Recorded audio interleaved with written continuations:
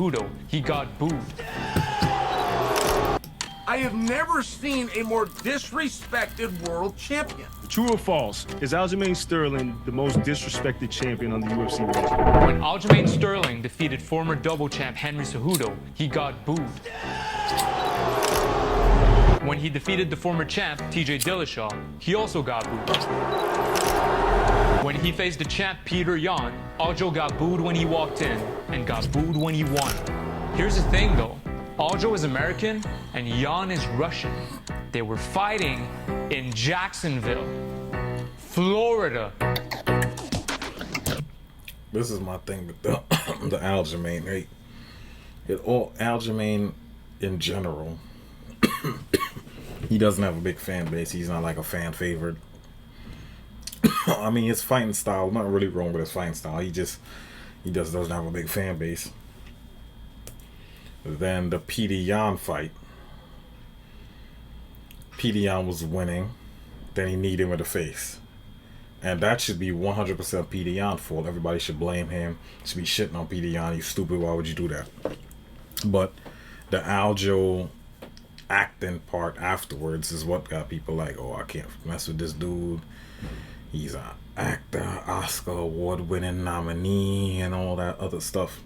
And even for me, that had bothered me too when I seen him. I was like, Aljo, get the fuck up. Like, come on, like, you rolling around on the ground. It's like, oh my God, Aljo, please stop. But realistically, at the end of the day, he did nothing wrong. Peter Yan kneed him in the face. Intentionally kneed him in the face. And he got disqualified. Now, me personally, I would have never walked around with the belt because you didn't beat the dude. He was winning. It's one thing if Aljamain Sterling was winning the fight and Peter Yan kneed him in the face. Nobody would have cared. They'd be like, oh, he only did that because he was losing. But the fact that he was winning is like, I mean, he had no reason to really do that. He was winning the fight. Then TJ fight. TJ got one hand. Then in the Cejudo fight, it was a close fight. Some people thought you lost. So it's like he just can't catch a break. No matter who you ask, it all comes back to this moment. The #1 UFC bantamweight contender Aljamain Sterling in his first UFC championship opportunity. Aljo is facing the Russian champion Peter Yan, undefeated in the UFC.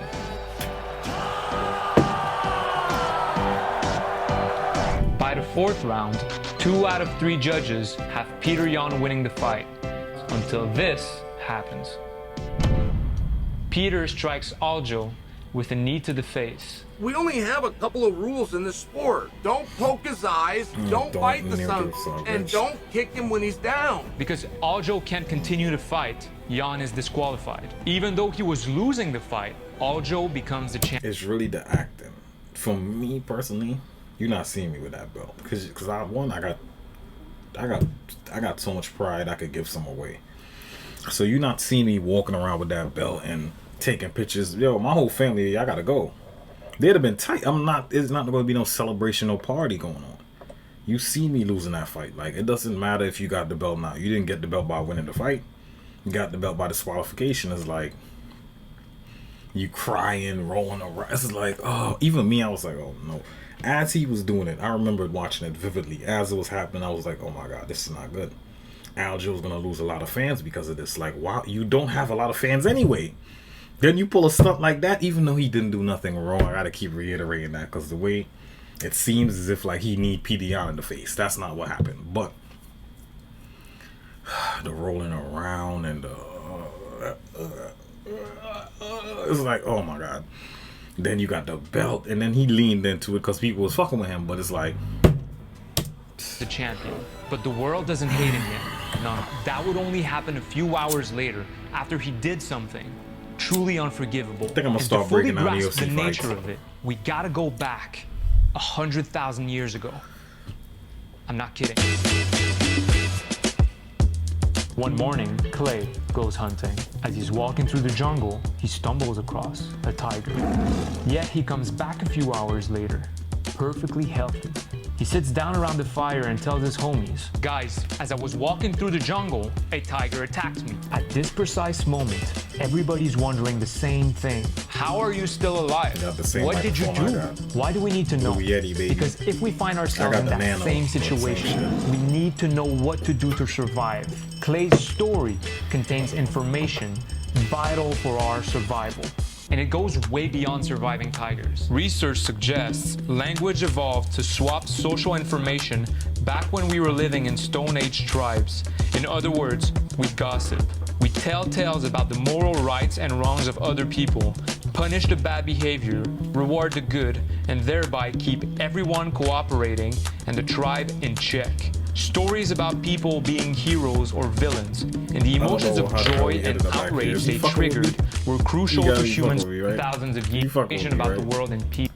Detail and cues sent by Aljo and Peter are scrutinized. Aljamain, stay here. Stay here. I can't even get up. This fight's got to be called. The fight's over. Tweets It's are like flowing. this, and then he falls back on the ground. What a pussy. Aljamain Sterling played it well. What an actor. The Oscar for Best Actor, Aljamain Sterling, clearly intentional, but he sold that. Should have been a no contest. Hey, Oscar, you don't have to announce nominees. We've got your Best Actor winner already introduced to you, Aljamain Sterling. Was that one? Yeah, that was looking like the fight of the night, but that was totally and illegally. The story's writing itself in real time. Aljamain doesn't know where he is. He has to go to the emergency room. One of the corners is yelling, just punch, just punch. Oh my God, no. Even that with the cornerman thing, I don't know what that was And that about. is it. That's it. When Aljo wins the belt by disqualification, he throws it on the ground. That triggers Alright, so something people are like, in the okay. tribe. Evolutionary psychologists argue we have two wired-in ambitions: to get along with people and also to get ahead of them. Getting ahead means gaining status, the craving for which is universal. A human tribe can be viewed as a status game that all the members are playing, its rules being recorded in its stories. By throwing the belt on the canvas, Aljo signals to the tribe that he rejects the champion status. I don't want that. So I'm like, cool. I'm like, yeah. When he threw the belt on the ground, I'm like, Refuses good. to climb I'm up like, the good. social ladder That's without what you're supposed to deserving do. it. Good That's not the job. way I want to win. That's not the way I Then he comes envisioned back this. with the As the belt. I'm like, tribe, no. we respect that. It is the right thing to do. We do root for our fellow brave peasant to climb up the social ladder and get the treasure, but only if Then he he's gonna slays take the a picture. dragon that's guarding it first. I don't like that a title can be won this way. Do you consider Aljamain Sterling to be the rightful champion? No, I got a lot of issues with No, because he was losing. If Aljamain Sterling was winning the fight, like how Peter Yan was winning the fight, say if it was the other way around, and Aljamain kneed him in the face, the fight was going just like it was going, and Aljo ended up kneeing him in the face, and Peter Yan had his hand on the ground. However, they end up like that. Of course, people would have shit on Aljo, but everybody would have been like, Peter Yan is a champ, and there wouldn't have been no need for no rematch. They would have just moved on because he was winning. And then they would have been like, oh, Aljamain Sterling had to resort to cheating to win the fight. But that's not how it went. Peter Yan was winning, so it was like, it's kind of hard to be like, he's the champ. You don't get the gold without the Got some serious dragon. editing going on. That's a very strange idea. Strange indeed is what happened next. During the fight's after party, Aljo switches his tune and starts taking photos with the belt. Bro. In doing so, sending a clear message that he is accepting of his new status as champion. Niggas like, Without oh, word? having slayed the dragon. People like, oh, That's when word? the narrative starts turning on him. Aljo is not a victim anymore. He's a deceptive villain. Aljo went to the hospital. He's cleared. Nothing. Dana White. You could hear it in Dana White's voice. He's like, this fucking dude with his acting. He's fine. Nothing's wrong with him. It's just he's fine. Like, you know what I'm saying? Like, he did just get blasted in the face, but he's fine. Nothing wrong with him. When stories concern a You could person see the following the rules of disgust the on Dana group, White's face. listeners experience a wash of positive emotions. But when they tell of someone selfishly breaking these rules, listeners experience the emotion of moral outrage. They're motivated to act to punish them, whether by being shamed and mocked, violently attacked, or ostracized from the group, which would have been a death sentence back in the Stone Age.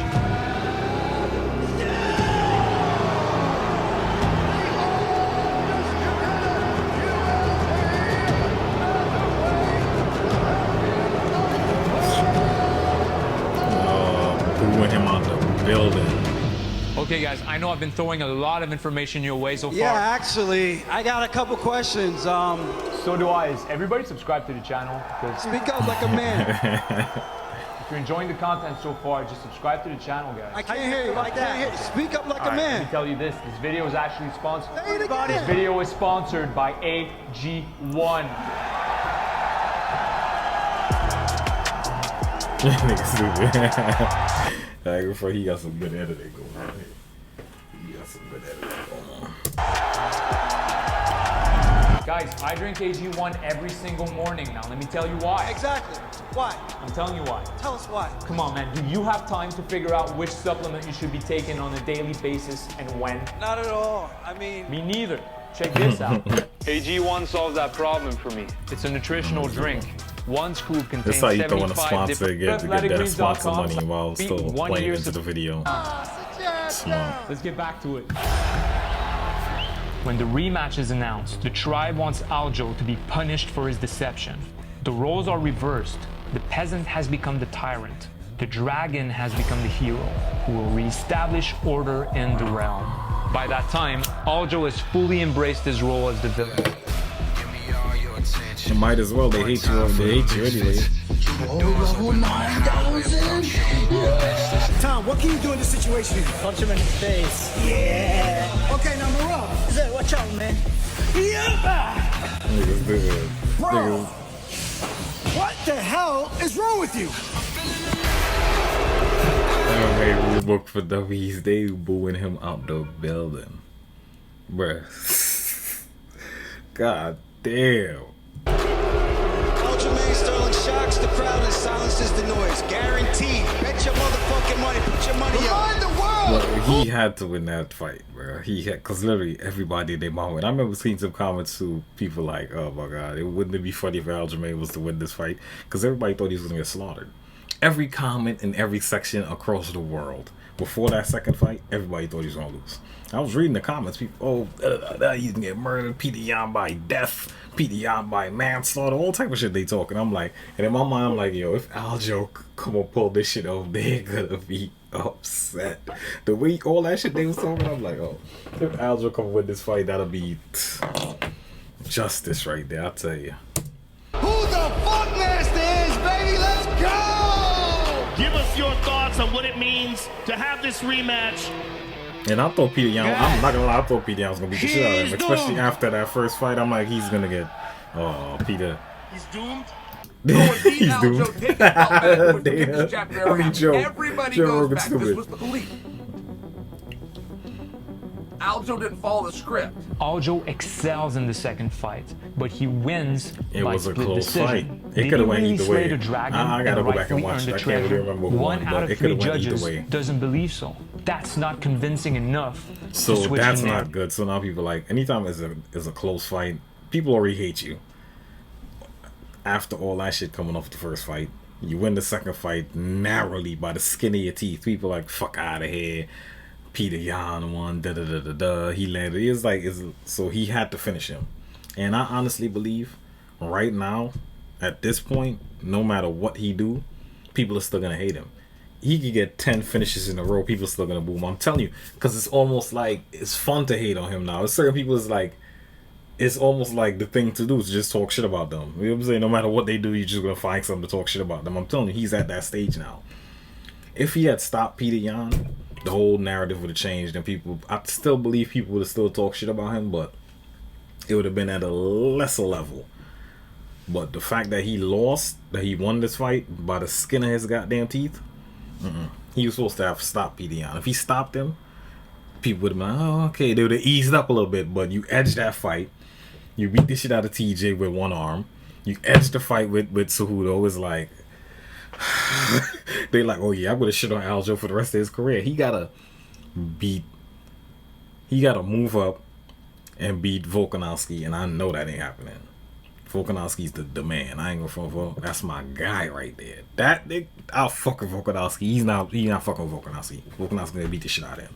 So narrative. I know Dana doesn't think I won the fight. He didn't think you won that fight? After the fight, went right to the press conference. With that cardio, I honestly believe Marab might beat him. Because I don't know what the fuck he's on. Because this motherfucker don't get tired. I've never seen it before. 50-something take. Oh, MMA Guru was mad as fuck. After that PDR fight, this motherfucker Marab was, oh God, God bless him. He did it exactly like this. The judges blew that one. The judges blew that one. I thought I had it 3-2 the other way. I mean, it was a very good fight, but you definitely won the fight. And you know when Dana don't want this, you to win. You know it's the fights when Dana want certain people to angry. lose. Like, watch the Tyron Woodley Darren Till fight. Watch Dana face as Woodley beating the shit out of Darren Till. Dana's like, Dana is pissed. I thought Darren Till was gonna win too. I'm like, yo, I won. Just putting this out there. I was never a fan of Tyron Woodley. It's not that I'm not gonna say I was never a fan. He was alright, but his fighting style is just, oh my God. Back up, back up, back up, back up. 2 punches, back up, back up, back up, circle the cage, 2 more punches, circle the cage. It's like, bro, did you come to fight or what the fuck, bro? Like, I'm telling you, the heels of his feet must be worn out from riding the cage his whole career. I'm telling you, it's like, oh, I hate his fighting style. And then he beat Lawler. The first thing he says after he wins is, I'm the best welterweight in the world, and I want to fight. I want big money fights. Immediately right there, I was like, I'm done with this dude. I'm done. Like, what the fuck are you talking about? Your record, even the Condon fight, you won that by the skin of your teeth. You can not even that he got injured. The Kelvin Gastelum fight was a close fight. You sat out for a year. You got the Lawler fight. You won. Now you talking about money fights, bro? What the fuck are you talking about? You have no fan base. Your fighting style is the worst thing to watch. You're not knocking nobody out. You're not even like wrestling with nobody. It's like you're a wrestler. You're not even trying to take him down. It's like, what the fuck? And we decided to be mean to him. And we decided to try to hurt the world champion's feelings. I'm not going to let that take away from my experience, you know? So I can just not look. You know, I still have the power to do that and control what I actually consume and put in my head. 6 months later, he fights TJ Dillashaw. TJ had recently come back from a suspension for using performance enhancing drugs. I'm not gonna lie, I thought TJ was gonna edge him. He's dirty. The tribe still saw TJ as the hero. Because TJ footwork is wrestling. Himself. He could test these nuts in his mouth. I'm like, if Aljo can get him down and, in the first round, do what he do, then it's gonna be bad for TJ. But I'm like, if they don't stay on the feet, I got TJ winning. But now the soon as fucking shoulder pop out, I'm so mad. I'm like, oh, I put money on TJ. I think I put money on TJ. I'm not gonna lie. I think I put money on TJ. I was tight. I'm like, bro, this motherfucker's shoulder did not just come out. I was so tight. Everybody's upset. And they're so upset that there's one way that we can fix this for sure. We can bring in the greatest and most decorated combat athlete in the history of time. I am picking my favorite actor, Aljamain Cejudo. People thought Cejudo won. It's like, so now he's still not getting no. We get rid of Aljo. The world can then be fixed. It feels to me like this is the one that's getting you the love and respect. Do you agree? But ain't nobody giving you that damn respect. On social media, they come up with excuses as to why you keep winning. If you beat Henry Cejudo, after this, they gotta shut up? Aljo is from Long Island. The fight was in New Jersey. It's gonna be great to see him have the crowd behind him and go out there and beat Henry Cejudo. The crowd didn't have the crowd. They booed him. Aljo didn't follow the script. Aljo beats Cejudo. He's supposed to have stopped him. Again. Imagine that you did your family booing you. Oh, he can't catch your break. Like him. Thank you, DC. Like, give this man his respect. Like, it's to the point now, but I don't think no matter what he does, they're gonna cheer for him. I think it's just fun now to do him. I don't know what this man has to do. I figured he was gonna. I figured they was gonna cheer for Cejudo over him. I figured that because I'm like, I describe events as all kinds of dots on, you know, a white sheet of paper, like those drawings that you used to do as a kid. A story is what connects those dots together in a way that makes sense to the audience. But telling a good story is often not about the dots you decide to include, but those you decide to leave out. Because once we see reality through a common narrative, we dismiss anything that doesn't support it. Now, the way to triumph over an ongoing narrative is to tell a better story. Any storyteller, even the main character, can come along and reconnect the dots in a way that is even more appealing to the audience. Verbal abuse is nothing new for Aljo. He was born in it. I come from a very big family, a lot of half brothers and sisters. I have 19 siblings, a lot of half. God damn, 19? Go Aljo, bro. You need it, but shit. Brothers. It was my mom's 8 kids and then my dad's other kids. Brothers and sisters, we used to talk shit about each other's moms. Sometimes I would feel like we weren't even family because of stuff that we would say to each other. I always wondered if it was normal. I don't have a lot of positive memories of my dad. The way we grew up, man, verbal abuse was a big thing, you know. I mean, he would just call us stupid and all these names for whatever reason that made us feel small, weak, stupid, useless. It really does stick with you. Like even today, it still bothers me. Like when I think about it, it makes me a little uneasy, you know, so. One of the things about him that I don't think I could ever forgive is the domestic violence with my mom. There was one time they were fighting in the kitchen and my dad was beating my mom up, and I just remember her calling for me, just hearing her voice call for me, screaming in pain like that, and I wasn't there for her to help her because I just wasn't strong enough for that. That's fucked up. And it's certain things is like, even me, like it's certain things I'll never forget. Like I remember certain things. You just won't forget it. It's like you can't forget it. It's like anything that was a significant moment in your life, you will never forget. Meaningless things, it just goes away. You'll forget about it in 5 minutes. But shit that matters, even if it don't matter to other people, to other people it may not be something that's relevant or matter to them. They might forget about it in 2 minutes, but to you, you'll always remember that. It's like, I just want to tell her that I'm sorry, and yeah, nothing to blame yourself about. My dream was hopefully one day they get older and they end up having a better life than this. And Aljo discovers a way out. I found wrestling and that helped change the course of my life. To see the bond that those guys had, I felt like I actually mattered. I felt like I belonged. It felt more like a family to me. That was what I needed. Slowly but surely gained my confidence. He could have became a very closed off, angry person. Screw this, screw the world. This is how my life was set up. This is how I'm supposed to live. But he didn't. Aljo becomes the first member of his family to graduate from college, but he still decides to take the leap into MMA. He signs with the UFC in 2014. They tend to forget everything that Aljamain did on his way up to the championship fight. Aljo got some crazy ass submissions, some shit. I was like, this motherfucker, Aljo, bro. It's just this last few stints of this fight with this Peter Yan shit fucked up his, because he wasn't like even like a big name like that and nothing, and then, but motherfucker sleeping on Aljo like he ain't that good. Aljo climbs his way up a division that slowly becomes the most competitive in the UFC. But that's not without suffering any losses. He got some crazy wins. I lost 2 fights in a row, split decision to 2 guys ranked in the top 10, and my job was on the line. That's how quickly things could change. I could be here one day, down here the next. If I listened to everyone else who said I was done, I had no chin, and one whatnot, day you up, next day you're dick in the dirt. That's how I go. Being a gym teacher and never knowing what I could have truly accomplished. After 7 years in the UFC, Aljo gets his first title shot. All his friends and teammates fly to Las Vegas to support him. Everything I worked for, man, like to this point, and to have the fight go like that. Aljo ends up at the hospital. Oh, I got home from the hospital. They did a CAT scan. Aljo went to the hospital. He's clear. Nothing. Right. You can see him like roll his eyes like this motherfucker.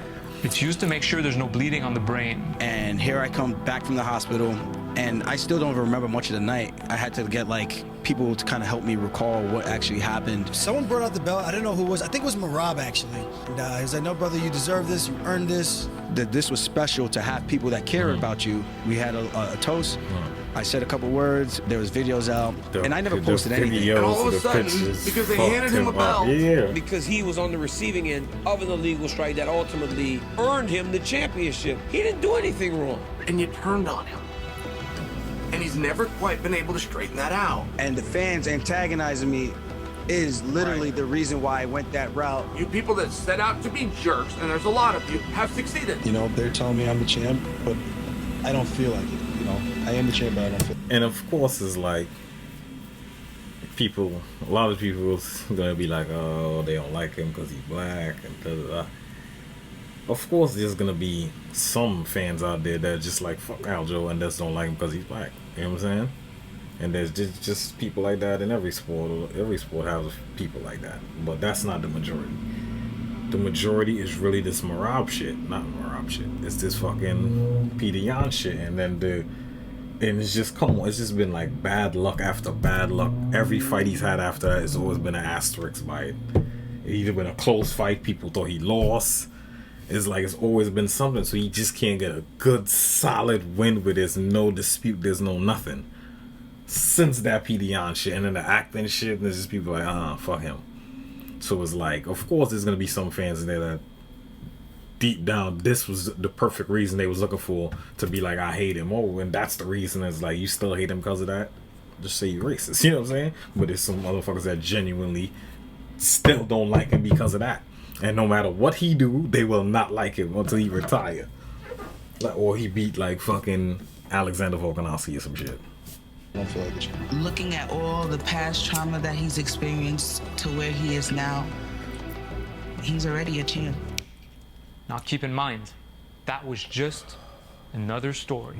It's in these ways that story both exposes and enables the worst traits in our species. We willingly allow highly simplistic narratives to deceive us, gleefully accepting as truth any tale that casts us as the moral hero and the other as a two-dimensional villain.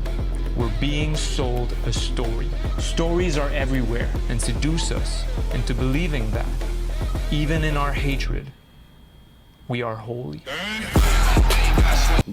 Alright, that's the end of the video right there. We're gonna wrap it up. Aljo, I don't know what to tell you, brother. I don't know. You gotta win 10 significant fights in a row, no asterisks, by knockout, and then maybe they'll come around. Until then, I don't know what to tell you, brother. Like and subscribe. I'll be back to y'all with another one. Let's go.